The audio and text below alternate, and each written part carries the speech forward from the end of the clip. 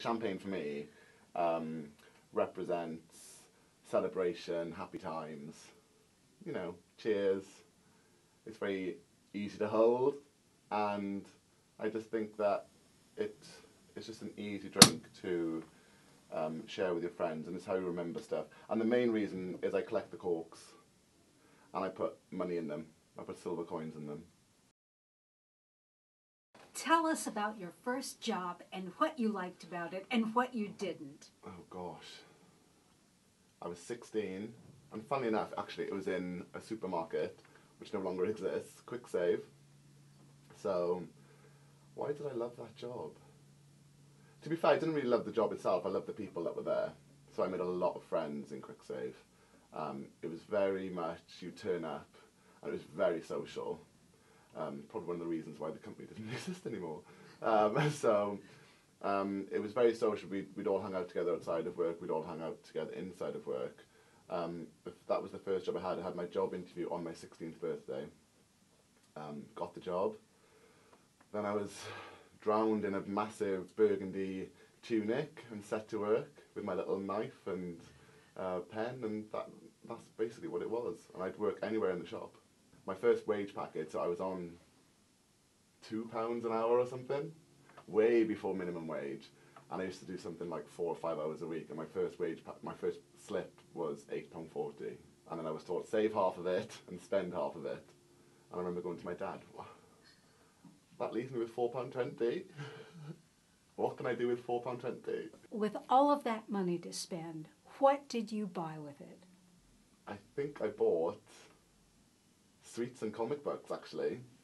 I was a massive fan of the Beano, and I used to have this sticker book for nature. So all my brothers would have football sticker books. I had a nature one. So I collect like frogs and birds and trees. So yeah, probably stickers and comic books. Can't buy much for £4.20. But with the half of the salary that I saved, when I hit 17, a year later, I bought my first car. You've written in the September issue of Recruiter that suits aren't necessarily the best attire for job interviews. What's your reaction when someone turns up to be interviewed by you in a suit? When I first started recruiting, it would force me to be very formal with them, and I felt underdressed because I'd kind of just turn up like this. My winter look would be a jumper and a shirt, and summer it would be just a shirt and tie. And it's as if you have to prove that you're capable of interviewing them, if that makes sense. But I was very new to the industry. Now it's more, I'll probably let them know now, business casual dress, whatever you feel comfortable in, depending on the role that I'm recruiting for. So if it's retail, I'll say just turn up as you are. It's fine. It's not going to put me off. But yeah, if somebody turns up in the suit now, it's fine. It's fine. I'll question them on it. Rob, you've been volunteering in local schools to support young people in their quest to learn world of work skills. What lessons have you learned so far in this experience? I kind of went in with my eyes closed, actually. I thought it would be really great to do volunteering. But it's hard to say that you volunteer without somebody thinking you're bragging about it. So the reason I did volunteering in the first place really is I used to complain about my life a lot. As we all complain about how fantastic our lives are. Oh, I'm too busy at work, I'm earning too much money, what shall I buy, what shall I wear, and I just got a bit bored of myself. So I contacted this company, Leap, and they set me straight to work.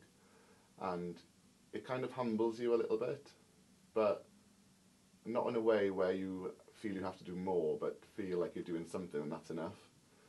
So I go into the schools, I'll do mock interviews with the children. So there's two kind of sets to it. So it's the schools where they're 14 to 16, and then it's the 18 to 24-year-old adults where we'll hold CV workshops and interview skills workshops.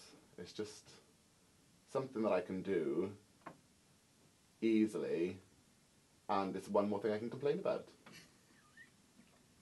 We all love to complain.